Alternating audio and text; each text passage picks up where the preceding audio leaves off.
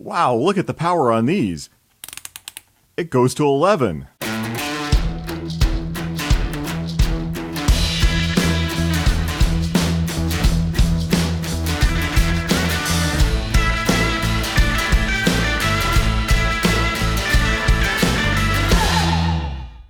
Welcome to Gadget Blues. This is KC, and today we are talking about high-end cycling shoes with Boa IP1 closures. Now, Boa is a popular system used on many brands of shoes for tightening the shoe via this wire system here. Now, you can have a shoe without any sort of wire tightening system, but it's a little bit more difficult to adjust during a ride. Let's take a look at that. Now, there's nothing wrong with a traditional modern Velcro closure shoe, or for that matter, lace type if you're into the retro sort of thing, but they're much more difficult to adjust while you're out on the bike. The laces in particular, but even the Velcro strap ones are a little bit tricky because you have to reach down on the fly, pull that completely off, reposition it, and get it back in exactly the place that you want. Chances are that you didn't get it exactly the tightness that you want, so you're going to have to reach down and do it again. That's time that you could be putting power into the pedals.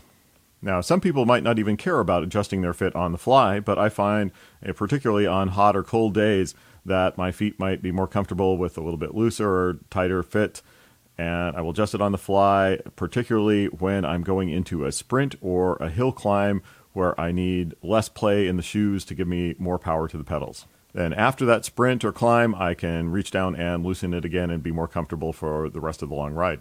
Now, you might say, why Boa IP1 specifically? Why not some of these other dial systems, such as the one that City uses in their Wire series? These are, if anything, more difficult to adjust than a strap system by itself, because this is a two-step or even three-step process. You have to flip up this little part here in order to turn the knob. Then it only turns tighter, in this case clockwise. Then to release it, there's this other little lever here that you have to press. So that is a particularly tricky setup. It works very well, but it's not something you really want to adjust on the fly if you can avoid it. The intermediate step between a shoe with two Boa dials and one that has only straps is this style here, the Specialized Expert, which I strongly recommend, and the mid-range. It has the bidirectional Boa dial with quick release, and the difference is there's only one of them instead of two. It doesn't let you fine-tune the fit across the center of the foot as much as the two-dial system, but for the price, this is a really excellent pair of shoes. I will be rating all of these shoes on 4 different aspects. The first one is the type of last that it uses and how supportive that is. Now, the last is a shoemaker term for the base of the shoe where your foot goes underneath the insole, and it's the fundamental shape of the bottom of the shoe. So either you need a supportive last or you don't. And the way you can tell that is if you try on a bunch of different shoes every time you go shopping for shoes and stand up on them and feel that it isn't supporting you well most of the time and have to find that pair of shoes that fits, or if you happen to know, if you've been to a foot doctor and you know that you pronate or supinate, that's putting too much weight on the inside or the outside of the foot respectively, then you need a supportive last. If you're the sort of person who can wear Converse All-Stars and you don't care about the supportability of the shoe, then you knock yourself out. So this is the only one of the 4 ratings that is different for you. If you don't care about supportability, then disregard the rating of the last. I'm going to rate the last on 1 to 3 stars in terms of supportability. Next, I'll talk about comfort in 1 to 3 stars. And power transfer, that's how effective I think the shoe is of getting the power to the pedals. That's including the ratings that I've read in Tour Magazine and some other reviews of the shoes where they did instrumented testing. I'm not going to pass on their exact test results because, hey, they're in business to sell magazines. And finally, I will talk about the relative build quality and how long-lasting I think the shoe is going to be.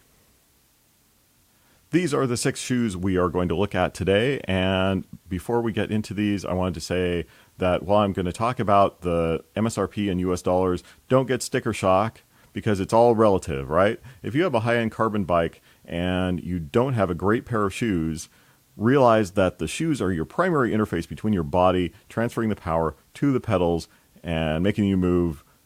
This is more important than you might think. So when you're considering your next bike upgrade, maybe the carbon wheels can take a back burner until you get a great pair of shoes to get that power down. First up, we have the Louis Garneau Corsair Lite. I really like these. These have an MSRP of $360, but I have seen them being closed out. It looks like they're about ready to be replaced with a new model. So if you're watching this video soon after I created it, you might be able to find a deal either from Garneau themselves or from the Climb. This has a very supportive last. It works for me in any thickness of socks and under any conditions. I would give it 3 stars. The upper comfort, also 3 stars. This is very nice arrangement, and it's one of the first shoes I grab when I'm training either indoors or out. The power transfer is 2 stars, maybe a little bit less. It's got a great stiff sole on it, but the upper, as you can see, is really flexy, and so sometimes you might find your foot going off to one side or the other, or stretching the fabric upward, letting down the power transfer a little bit. But it definitely makes up for that in overall comfort. And the build quality, easily 2 stars. I just dock it a point because the tongues are a little bit wonky, and the tongue design was actually different in my left shoe and my right shoe, so the quality control was a little off. But the material here is shiny, and it doesn't heat up my feet, but it's really easy to clean. I got some chain grease on these, and it wiped right off, so they're going to last a long time. Recommended. The Fizik R1B Uomo is Fizik's new flagship, and it is a striking design with these great sort of pyramid shapes here for the ventilation. Unfortunately, I find these to have an incredibly weird last. It's very flat and sort of feels different in the bottom 2/3 versus the front 2/3. So they don't have great power transfer for me. These have an MSRP of $400 US. I'm going to give it 1 star for the last, but 3 stars for comfort. This is maybe the most comfortable shoe in the lineup. This overlapping tongue design really eases pressure on the bridge of the foot, and you can tighten this down more than you could most of the other shoes here without causing circulation or numbness problems across the bridge. So if you're someone that has traditionally had issues with getting circulation cut off across the top of the foot, this would be a great candidate if you can deal with the flat last. Power transfer, I am going to give 2 stars just because, although it's incredibly stiff, the last for me is bringing it down a bit, and the build quality is definitely 3 stars. Really nice. The leather feels luxurious, and it's all put together incredibly well. It's available in white, black, and red, only with a special edition to competitive cyclists. The Pearl Izumi PRO Leader 3, that's kind of a mouthful. This has an MSRP of $320, which is on the low side for this group. A pretty good deal for what you get. The last is definitely 3 stars. It's quite supportive and comfortable. Comfort, also 3 stars. This has a top bridge clamp that, similarly to the Fiziks, can be tightened down a lot more than an average shoe without cutting off circulation. That works very, very well. It looks a little strange with the knobs on the tongue like that, but trust me, it actually works quite well. Power transfer is also 3 stars. This is one of the top shoes tested by Tour magazine. But the build quality is 2 stars or less. I really have some doubts about the longevity of this. It's got sort of these wrinkles in the build of the fabric. I'm not sure how well that comes across in video. Just make it look a little odd and cheap. Feels thin. And you note that there's a whole bunch of salt stains on here, which I've never experienced with any of my other shoes. It must be because of the type of mesh that they're using on there. So this is going to require more cleaning than an average shoe. The Scott Road RC has MSRP of $350 US. The last on this is also very supportive. Terrific last, actually. 3 stars plus. And the comfort also 3 stars. It can't quite clamp as tightly across the top of the foot as the 2 hybrid tongue models, but in all other ways it is very supportive. It's got a great cup for the heel that keeps your heel in place, and it's not overly flexible while still remaining very comfortable. Power transfer also 3 stars, another one that was very highly rated by Tour Magazine and others. The build quality 2 stars, just let down by the sort of fuzzy edge across the top here, which looks like it might actually start deteriorating after a while. Also, it only comes in white or yellow, so that might not mesh with your fashion choices. The Gaerne Carbon G STL is an interesting design. This is the Andre Greipel Special Edition with the gorilla on it. It has MSRP of $295 US. Unfortunately, the last did not work for me on this. I would give it maybe 1 star. It's very flat, so if you are someone that needs supportability, this is not the shoe for you. Comfort 2 stars. This is about average for a 2-dial Boa system. Power transfer also about 2 stars. It's very stiff, really well designed. And build quality is definitely 3 stars. If this was up to higher number of stars, I would give it more. This is 10 stars in build quality. It's just absolutely stellar. This is the only shoe here that is not made in China. This is actually made in Italy. And if you want something that you can just look at and be pleased every time with the build quality and the design, this is a beautiful, beautiful shoe. The way that the detail and the carbon are across the heel cup and the beautiful weave in the sole is really awesome. So, not very supportive, but really wonderful build quality. Lastly, we have the only non-Boa IP1 shoe in the lineup. This is the shoe that I expected to be my go-to shoe, and the one that its purchase resulted in my purchasing all these others to find an alternative, because this just does not work for me at all. This is the Specialized S-Works 6 Road, which has an MSRP of $400 US as the most expensive shoe in the lineup. The last is quite stellar. It's the most rigid shoe, equal to the Scott or the Pearl Izumi, or perhaps even stiffer. Very, very stiff. Unfortunately, the comfort on this, I give 1 star minus. If you want to feel like you have a grocery clip on the back of your Achilles, this is the shoe for you.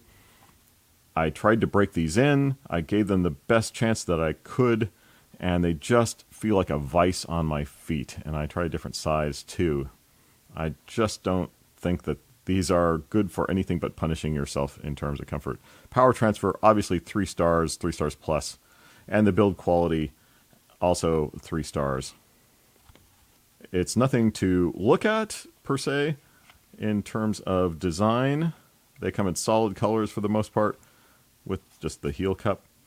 But the materials are well chosen and look easy to clean and long-lasting.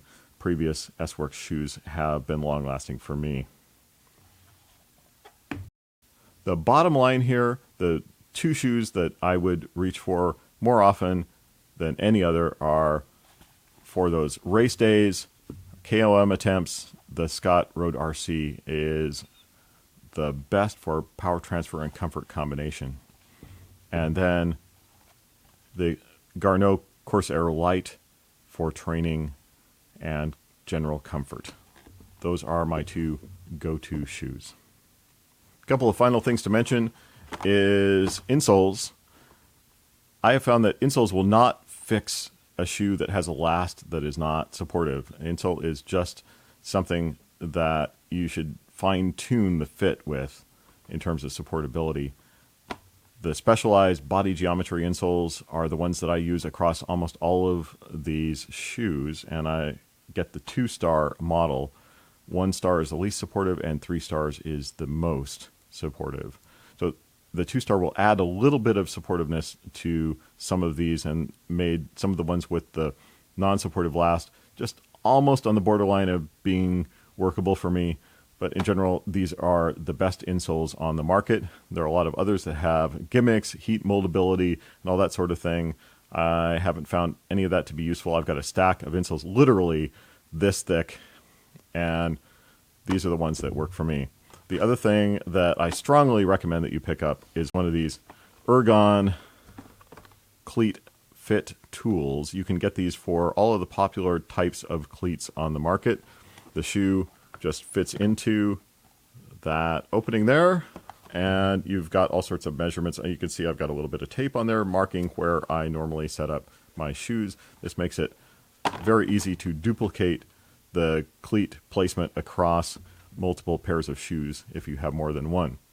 One really huge advantage of having more than one pair of shoes is if you don't wear the same pair of shoes every day and you're an everyday cyclist, that means that you're much less likely to develop athlete's foot and things like that because you can let them sit and air out while you aren't riding. So I hope you enjoyed this edition of Gadget Blues and our high-end cycling shoe roundup. So please like and subscribe, and we will see you in the next Gadget Blues.